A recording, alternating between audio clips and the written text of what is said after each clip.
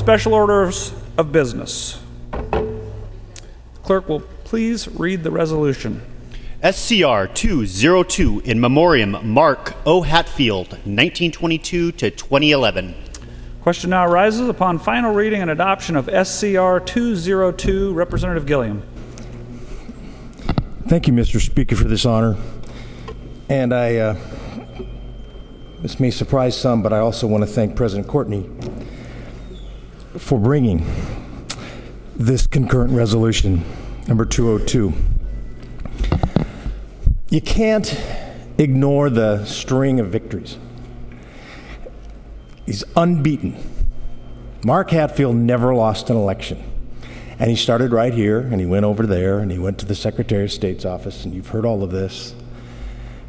He was the youngest governor ever elected, 36 years old. So some of you gubernatorial candidates, you probably better get going. And then 5 more elections to the United States Senate. Never beaten. But that's not what I want to talk about.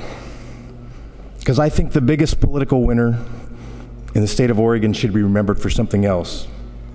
He should be remembered for what he did for us. He should be remembered for who he was, and he should be remembered for how he treated us, Oregonians. There's a lot of biographies, there's a lot of awards, there's a lot of buildings named after him. Take the time sometime to walk across to Willamette University. See that library. You may hear a little more about this from my co-carrier. Take a look at The Greatest Generation by Tom Brokaw, and you'll see references to the senator, a young, very proud patriot, a very loyal veteran, who, because of his experiences at Hiroshima, developed into a very fierce warrior for peace. This great man could be also self-deprecating and pretty funny. And one story came to my mind today. Some of you may have been at a breakfast honoring him just before he retired from the United States Senate. And he started telling stories on himself, very unsenatorial. And he told a story about grudgingly admitting that his hearing was going away. He didn't want to get hearing aids. And one day he was invited to a garden party in Washington, D.C., and his wife was out of town, so he took his youngest daughter. My youngest daughter's here today. And he wanted a clever way to ask this couple that he was talking to ask where they were from and what their background was. So he saw their children playing, and he said, "Those are beautiful children. Do they get to visit their grandparents?" Very clever, political ploy to get the answer. And the mom answered, "No, they're from the Middle East." And he said, "Well, that must be very hard to visit them." Horror came over the faces of the parents. And that's when the senator's daughter kicked him in the shins, pulled him out of the party, and said, "Dad, she said they're deceased. They're not from the Middle East." And he admitted that the next week he was fitted for hearing aids. He played on a national stage on our behalf. President Nixon had the brilliant decision-making power to pass over the senator at the last moment and choose Spiro Agnew for his presidential running mate. So think about that for a second.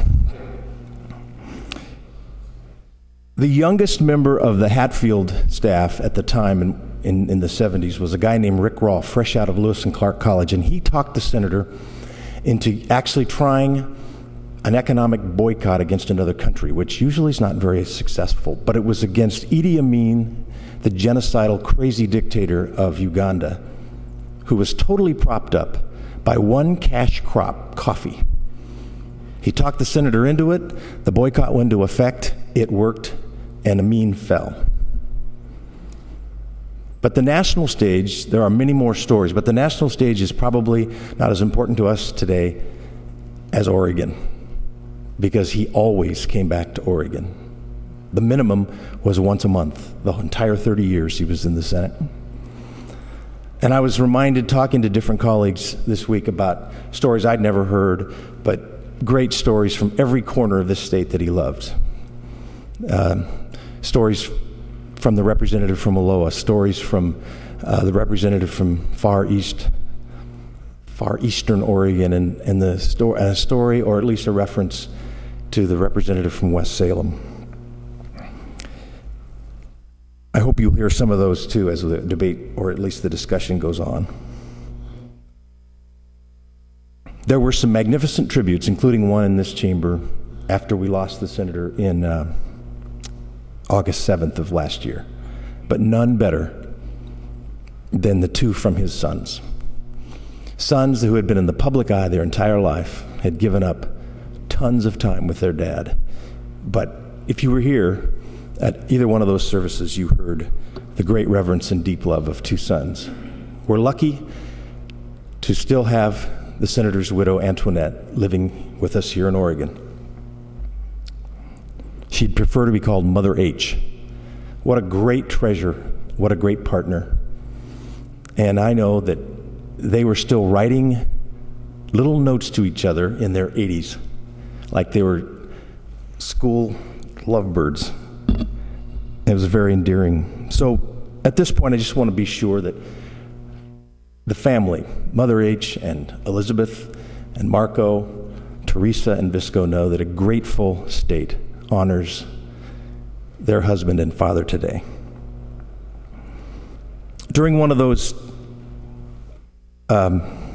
eulogies, I guess, Sue Hildick, formerly with the senator's staff and now with the Chalkboard Project, paused for a minute in this chamber. Mr. Speaker, you were here.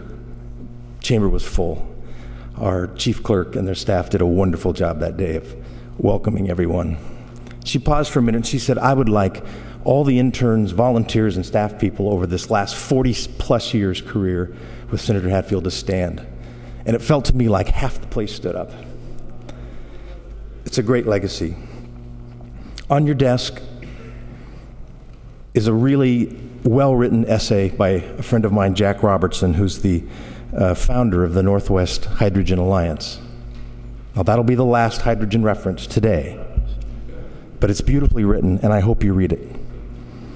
This singular leader, somebody once wrote, the senator from Central Casting, was a very impressive person to see. But he leaves our state with an imprint of a very humble servant leader.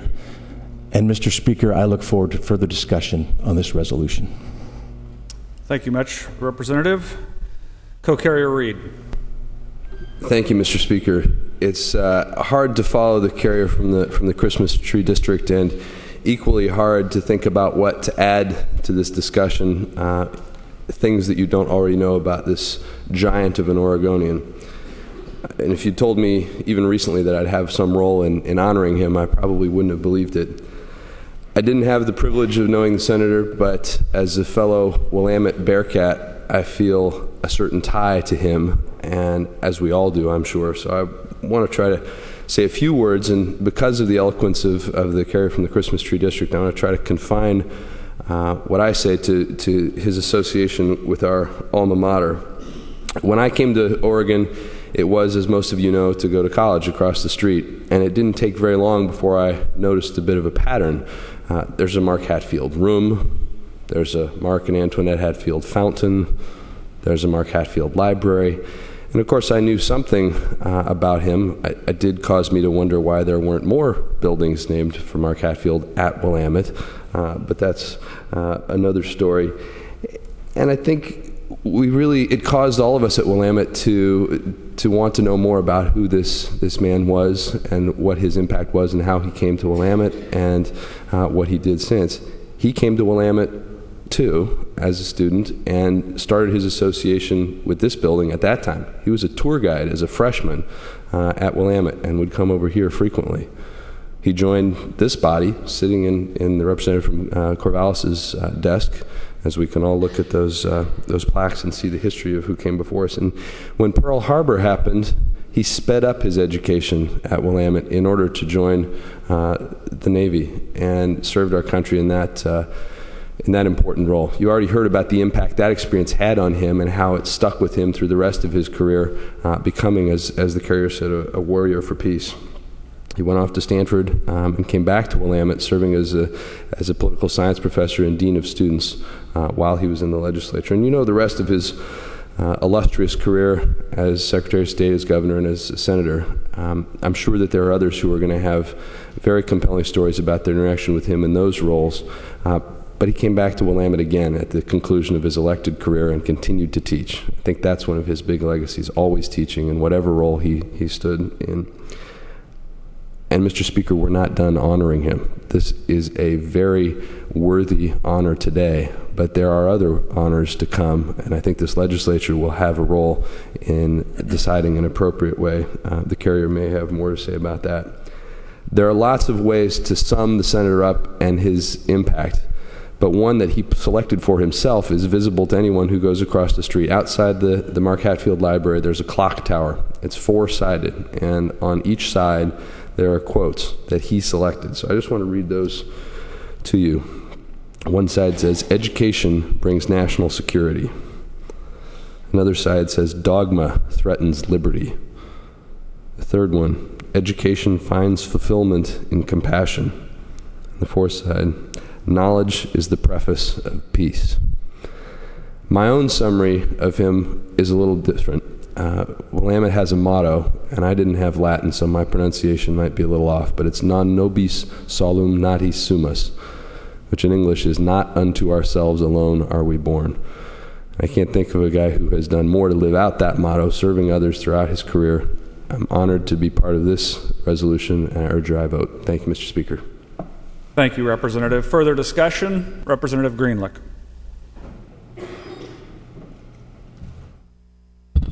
Thank you, Mr. Speaker. To the memorial. To the resolution? The resolution. We all know what an extraordinary man the senator was in terms of his political and other careers, but he had an amazing ability to correct his juniors in a way that could be easily accepted. I had the pleasure of serving with him. He was the founding chair of the board of the Northwest South Foundation, and I served on that board during that whole period. And some of you that have tried to keep me in line understood that I presented a challenge to the senator in that regard, because Senator Hatfield liked everything in order. He liked things finished in committee. Anybody who wanted to be in a committee was okay, but he wanted to finish in committee. He didn't like the board meetings to be messy. He liked them to be 15 or 20 minutes long and then adjourn to dinner. Well, that's not exactly my style, as I'm sure you understand. There was one issue that I was on the investment committee and I was carrying on about it, and I ended up being in a 1-4 minority vote on the committee, and then I went to the board, and of course I couldn't let it go in committee, so I was carrying on the board, and I ended up being 1-14 on the same issue on the board. So at the break, Senator Hatfield came up to me and he said, "Mitch, you know, it's really great that you're on this board. You know, you raise all these interesting issues, you make the discussion, you know, it's never boring. I mean, you really contribute, but I'm glad there's only one of you." And I got his message very clearly, and admired him all the more for being taken to task in such a gentle way. Thank you, Mr. Speaker. Thank you, Representative. Further discussion? Representative Bailey. Thank you, Mr. Speaker. To the resolution. To the resolution. Colleagues, I was hiking in the Mark Hatfield wilderness during the weekend in which the good senator passed away, and when I found out what had happened upon my return, I had the overwhelming feeling that we had lost a key note of harmony in the orchestra of this state's history. I knew the senator perhaps in a way that was slightly different from some of the folks in this chamber. I got to know him after his service in the Senate as my professor at Lewis and Clark College, as he taught about the history of the Northwest and of our state. And I didn't just know him as a professor, I knew him as a man who would take an inordinate amount of time in his office to talk to me, to coach me, a young college sophomore, about my career choices and my life decisions. I wasn't important, but I was a person, and I was one of his students, and he took the time to coach, to listen, and to care. And what I remember most about his class, which included an enormous amount of insight into the inner workings of his political career and into his value set, as the carrier referenced his experiences in the war.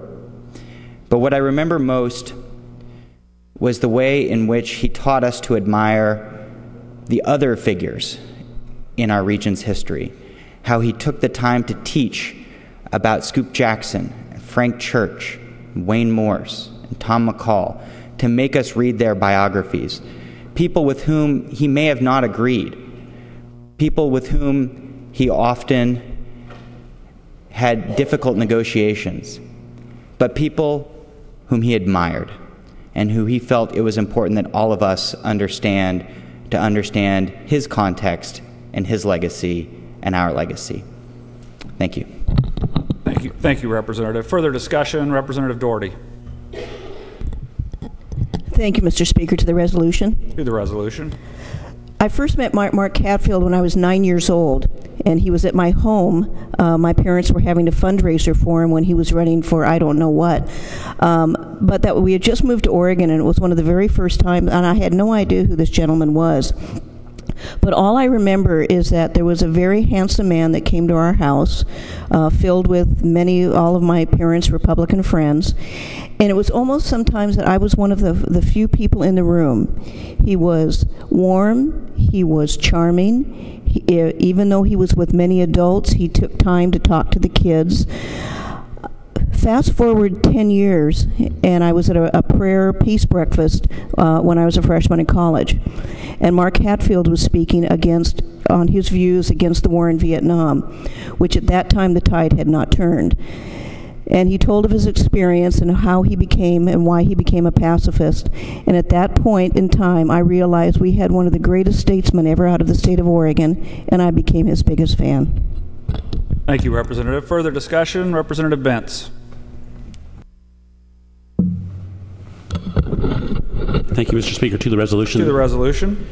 Colleagues, many years ago, I came over to this part of the country to go to high school, lived with an aunt and uncle, and it happened that I was elected Associated Student Body President, and I received an invitation from then Governor Hatfield to come here to Salem to enjoy a dinner with the governor and all of the other student body presidents from this area.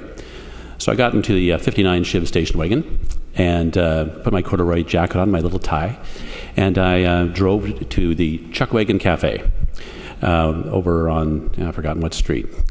And it was an evening, and there we all were around a big table, and the governor came in and gave us a little speech and told us all, you all need to get involved in government, and someday you all need to come back here to this beautiful town and represent your part of the state. And so that's one of the reasons I'm here. He noticed when I got there that I was wearing a tie that my sister had made me. It was back there, those days you didn't see them very often. It was a tie looking like the Stars and Stripes. And he said, I'd kind of like that tie. And I said, well, I'm sorry, Governor, but I kind of like this tie. And he said, no, I'd like to buy it from you if I could. I go, no, my sister made it for me. You can't have it. And that seemed to be an awkward moment, really. But he was the governor. And so some years passed, and it happened I was going to Eastern Oregon, then State College, and the senator came by, and it happened I was student body president again. And again, I had at this point to introduce him, and he noticed my tie. And he said, I know that tie. And I said, yes, you probably do. And he said, I'd still like to buy it. And I said, not for sale. And so I had the great pleasure of making both a governor and a senator upset. But it didn't seem to bother his thoughts about Eastern Oregon. He helped enormously in making our state, our part of the state, better. And I could go into a long discussion about how he did that. But I'll simply say we're a very fortunate state. Beautiful ocean frontage, beautiful mountains, beautiful deserts.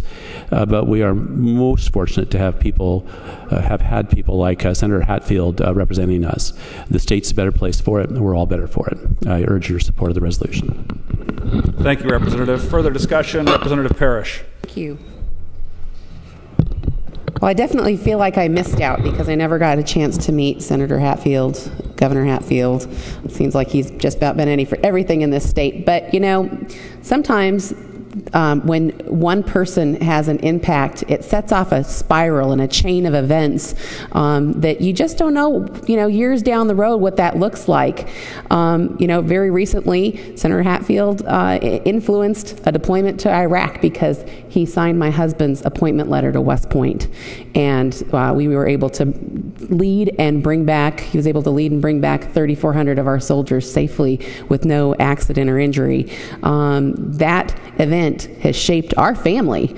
And so I never got a chance to know him or see him, but that act of having confidence in one person and reaching out to one person and making an impact, I think just sets off a chain. And I know that then, that experience has shaped my husband, it shaped our family, and it shaped the soldiers that he's had a chance to lead down the road and into the future and through 2 wars. And Mark wouldn't have had that career had Senator Hatfield not taken a chance on him. And so when you think about what we can do as leaders and affect even one person, the spiral and the chain of events that happens down the road in the future could have amazing outcomes. And so we carry that in our family, that a gratefulness to Senator Hatfield for shaping a long career, successful career in the military that frankly wouldn't have happened had he not taken that risk and that chance on a young David Douglas High School graduate at the time. So, sad that we didn't get a chance to meet him. I didn't get a chance to meet him personally or see him in action. He seems like somebody that I would just adore. So, wanted to share that. Thanks. Thank you, Representative. Further discussion, Representative Barker. Thank you, Mr. Speaker. To the resolution. To the resolution. Colleagues, it was briefly mentioned a couple times about the good senator being at Hiroshima as a naval officer right after the bombing some 67 years ago, this upcoming August. But this month, 67 years ago, he was driving a landing craft taking Marines from ships to the shore of Iwo Jima. I want to tell a little personal story. My mother-in-law, who was a homemaker, raising 8 children and caring for a severely disabled sister, also decorated cakes. And I don't know the story. I couldn't get a hold of my wife to get the nexus of this, but at one point she was asked to bake a cake for Mark Hatfield's birthday. And this was when he was a senator, a new senator. She baked the cake, and if I'd known about this earlier, I would have brought the picture from the Oregonian or the Oregon Journal, whichever one it was in. But she baked a cake, and it had the White House and footsteps leading to the White House for Mark Hatfield to follow. And this was before the '68 election. But even back then, people in Oregon saw him as a potential national leader of the scale of even a shot at being the president. In the late 1990s, I was back in D.C. to talk to the senator about some public safety pension issues, and I reminded him about my mother-in-law had baked this cake for him, and he remembered the incident and asked me for her current address. And he took the time to send her a very nice personal letter, which she treasured to the end of her days. And that's just the kind of a man he was. And I'm strongly in support of this resolution. Thank you. Thank you very much, Representative. Further discussion, Representative Frederick. Thank you, Mr. Speaker. To the resolution. To the resolution. Colleagues, you have Senator Hatfield to blame for me being here. So next time you think about that.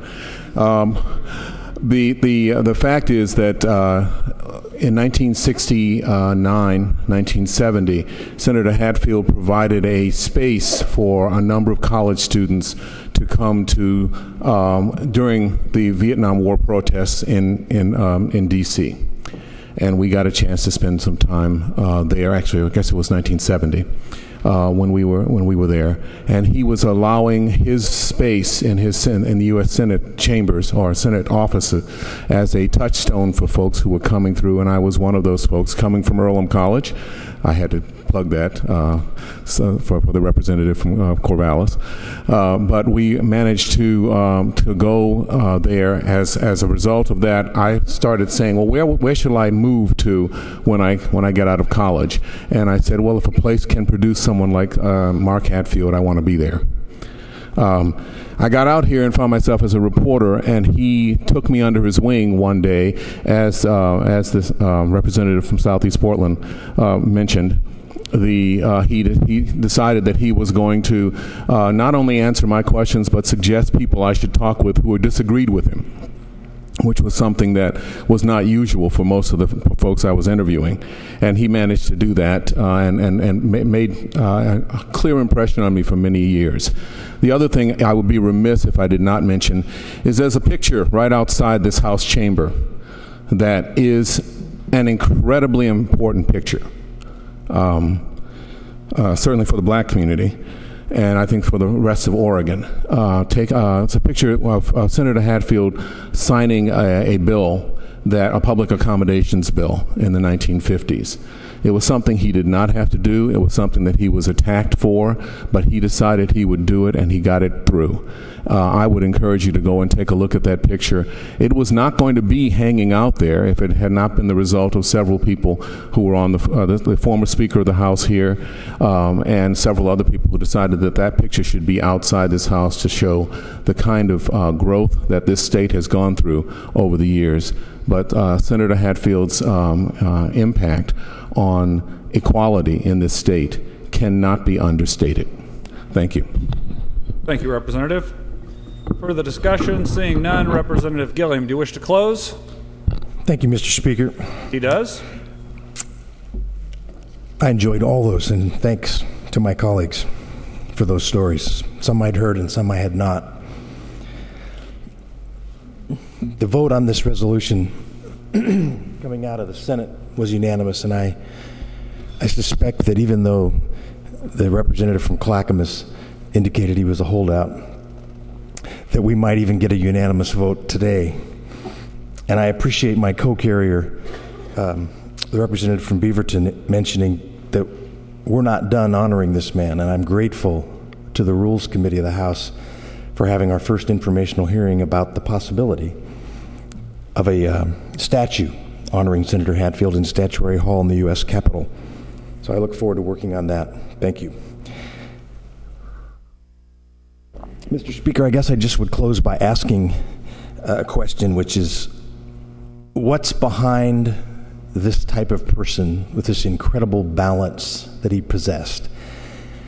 And the answer for me comes in many forms, but this is a guy who saw Oregon, and I hope my friend from Happy Valley listens to this part. He saw Oregon both in square miles of wilderness that needed to be protected and millions of board feet that needed to be cut. This was a guy who was a lover of thousands of books, and as was referenced, a teacher of hundreds of young students and young minds. And as I mentioned, he was the winner of 12 straight elections. But the answer to why, the balance in his life, for me, has to be when you think of his personal faith and his belief in the teachings of Jesus. Now, I am not qualified or worthy to convey this part of his life, but I cannot omit it.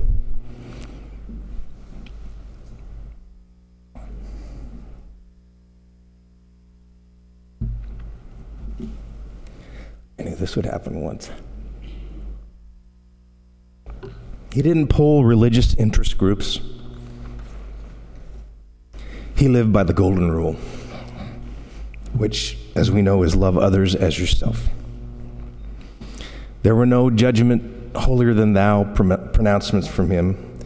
He just believed that you do to others as you would have them do to you. So it really was more personal than just the teachings of Jesus. He just seemed to have a very deep forgiveness in his own life that he played out no matter what came his way, no matter what people would do or say about him. He just would not be exhausted in his desire to serve other people because of his love for his God. So I guess this most notable public servant, we always talk about public service, really was a very private servant, if you will. And he quietly prayed for his friends and his enemies every day. I think just like his friend Jesus would do. Thank you, Representative. I'm sorry, Mr. Speaker. I know it looked like it, but I wasn't quite done. Mercifully for all of you, I close. Gary Barber is a friend, went to South Salem High, went to Willamette University. He was on the staff of Senator Hatfield. A Hatfield has-been like me. And he's a cancer survivor. And my friend from Beaverton knows this letter appeared after the senator passed away in the Willamette magazine, and I just want to read it quickly for you. At a campaign event in Portland in '89, the senator was anxious to make sure he knew everyone in the room, so he stopped just feet from the doorway. He reached into his breast pocket of his suit coat and said, "Gary, did I ever show this to you?" It was a small note card, like the one Senator used to jog their memory. But on this card were handwritten names of people, important people, heads of state, former presidents. And there was my name. He said, "This is my list of all the people I pray for every day."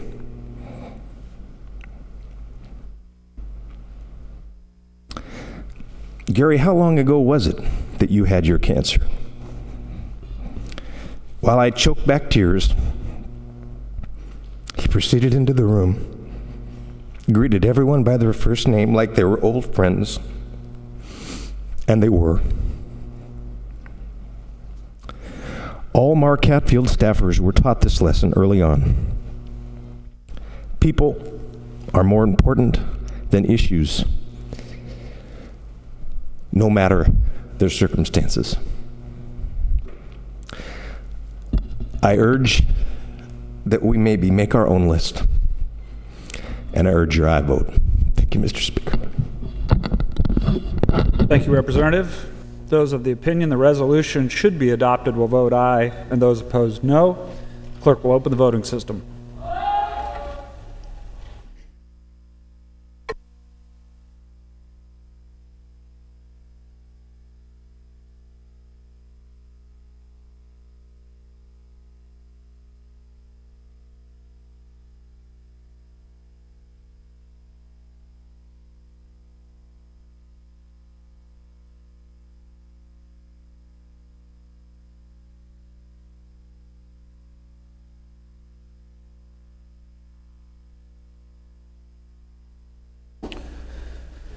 SCR 202, having received a unanimous majority, is declared adopted. Colleagues, I just want to say it was wonderful to hear the stories we heard. And in my summary, I heard a story of a man of faith, family, and service to and for others. And for that, I'm grateful. I hope the family has an opportunity to see these fine stories repeated so they know the love and sentiment that was sent from this body. SCR 202 is adopted.